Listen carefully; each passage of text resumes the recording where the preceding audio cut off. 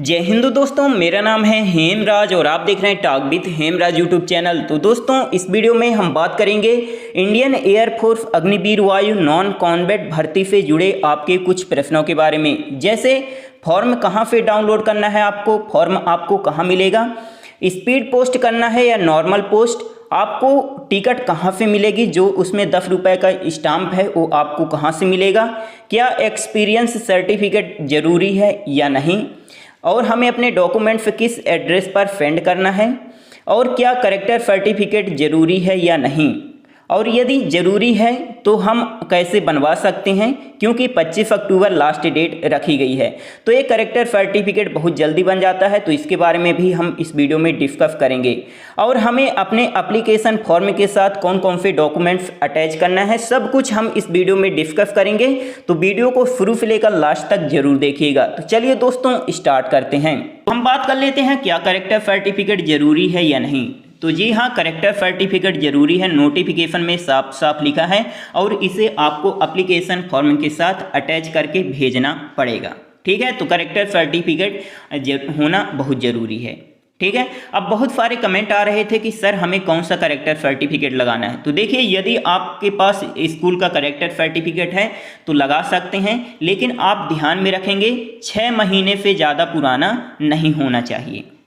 ठीक है, यदि आपके पास स्कूल वाला करेक्टर सर्टिफिकेट नहीं है तो आप क्या करेंगे, सरपंच द्वारा, यदि आप गांव में रहते हैं तो सरपंच द्वारा जो करेक्टर सर्टिफिकेट इशू किया जाता है, जारी किया जाता है, आप वो अटैच कर सकते हैं। यदि आप सिटी में रहते हैं तो नगर पालिका द्वारा, नगर निगम द्वारा जो करेक्टर सर्टिफिकेट जारी किया जाता है, आप उसे अटैच कर सकते हैं। ठीक है, आप इस बात को ध्यान में रखेंगे, लेकिन यहाँ पास ध्यान में रखेंगे कि 6 महीने से ज़्यादा आपका करेक्टर सर्टिफिकेट पुराना नहीं होना चाहिए। बात हुई क्लियर। इसके बाद अब हम बात कर लेते हैं क्या एक्सपीरियंस सर्टिफिकेट होना बहुत ज़रूरी है। तो यदि आपके पास एक्सपीरियंस सर्टिफिकेट है तो आप लगा सकते हैं, यदि नहीं है तो कोई ज़रूरी नहीं है। ठीक है, यदि आपके पास है तो आप अटैच कर दीजिए, नहीं है तो मत करिए। ठीक है, सिंपल सी बात है। इसके बाद स्पीड पोस्ट या नॉर्मल पोस्ट आपको करना है, तो मैं आपको यहाँ पास क्लियर कर देता हूँ, आपको स्पीड पोस्ट नहीं करना है। ठीक है, नोटिफिकेशन में साफ साफ लिखा है कि आपको नॉर्मल पोस्ट करना है। ठीक है, स्पीड पोस्ट आपको नहीं करना है। इसके और यहाँ पास मैं आपको एक बात क्लियर कर दूँ, 10 रुपये की आपको टिकट लगाना है। अब बहुत सारे स्टूडेंट पूछ रहे थे कि ये टिकट जो स्टाम्प है 10 रुपये का, वो कहाँ से मिलेगा। तो आप पोस्ट ऑफिस में जाएंगे तो वहाँ पास आप इजीली बोल दीजिएगा कि 10 रुपये का स्टाम्प हमें चाहिए, तो वो दे देंगे। ठीक है, इसके बाद फॉर्म आपको कहाँ मिलेगा। तो ये जो फॉर्म है, एप्लीकेशन फॉर्म जो है, तो मेरे टेलीग्राम ग्रुप पर आपको मिल जाएगा। मैं आपको दिखा भी देता हूं। तो ये देखिए, पूरा एप्लीकेशन फॉर्म मैं सेट कर दिया हूं यहाँ पास। तो आप मेरे टेलीग्राम ग्रुप में ज्वाइन हो सकते हैं और वहां से आप इजीली इसको डाउनलोड कर सकते हैं। ठीक है, आप यहाँ ध्यान में रखेंगे, आप सभी डॉक्यूमेंट्स जो हैं तो A4 साइज में निकलवाएंगे। ठीक है, यहाँ पास आप देख सकते हैं सब कुछ मैं अलग अलग करवा दिया हूँ। ठीक है, तो आप इसको इजीली निकलवा सकते हैं। आपको ये PDF जो है तो मेरे टेलीग्राम ग्रुप पर मिल जाएगा। ठीक है, जिसको भी एप्लीकेशन फॉर्म में डाउनलोड करने में दिक्कत होती है। ठीक है, तो सारे स्टूडेंट यहाँ पूछ रहे थे कि सर हमें एप्लीकेशन फॉर्म के साथ कौन कौन से डॉक्यूमेंट्स अटैच करना है। तो यहाँ पास आप थोड़ा नोट कर लीजिएगा। ठीक है, पहला आपको 10th क्लास की मार्कशीट अटैच करना है। 10th क्लास की मार्कशीट की फ़ोटोकॉपी, ओरिजिनल मत अटैच कर दीजिएगा। ठीक है, फ़ोटोकॉपी। फिर इसके बाद 2 फोटो आपको लिफाफा में ज़रूर डालना है। ठीक है, स्लेट वाली फ़ोटो जिसमें आपकी डेट प्रिंट होनी चाहिए जिस दिन फ़ोटो खिंचवाए हैं, और आपका नाम लिखा होना चाहिए फ़ोटो में।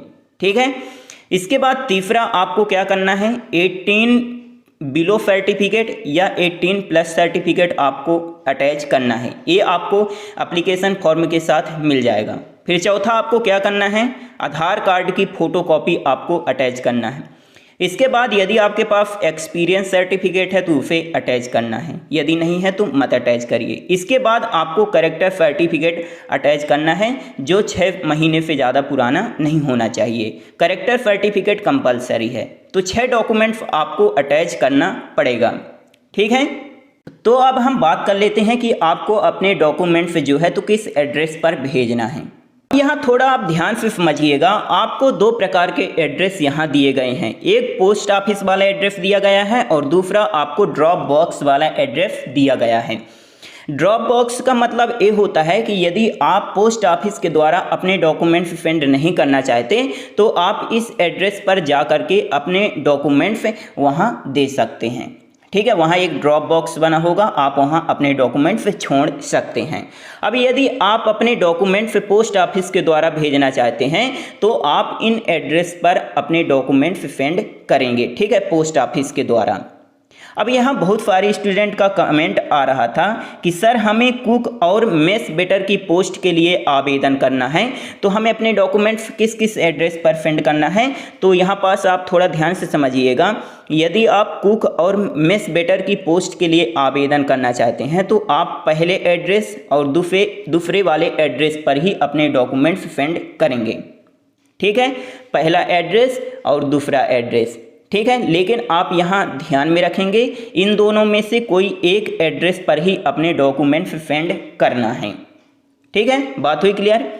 इसके अलावा यदि आप सफाई वाला, लश्कर, वाशरअप, वाटर कैरियर, बार्बर यानी नाई, धोबी, मोची, टेलर, वॉचमैन की पोस्ट के लिए आवेदन कर रहे हैं तो आपको किस किस एड्रेस पर अपने डॉक्यूमेंट्स सेंड करना है?